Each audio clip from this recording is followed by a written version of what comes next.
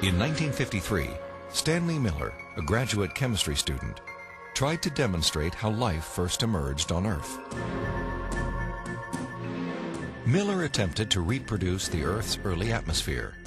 He pumped hydrogen, methane, ammonia, and a small amount of water vapor into a maze of glassware. Then sparked the gases with electrical discharges to simulate lightning. After 5 days, he discovered what he had hoped for: a few simple amino acids, the basic building blocks of living organisms, had collected in the dark residue at the bottom of the glass. Many hailed Miller's experiment as proof that essential components of life could have formed in the oceans of the Earth billions of years ago.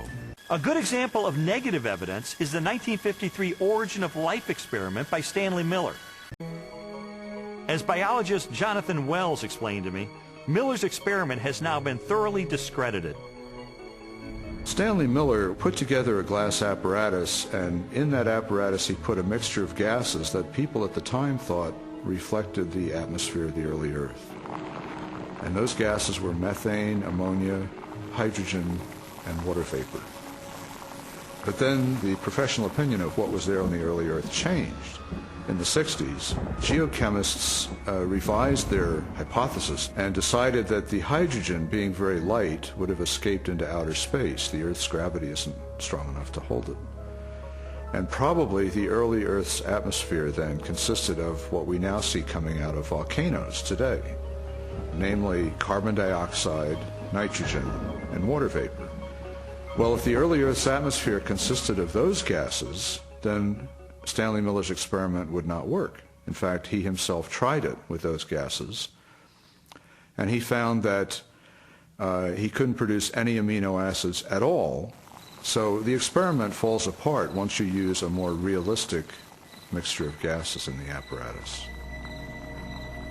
Miller's test has been repeated many times using the correct atmospheric components. The results are always the same. The amino acids that generated so much enthusiasm in 1953 do not appear. Even if Miller's experiment were valid, you're still light years away from making life.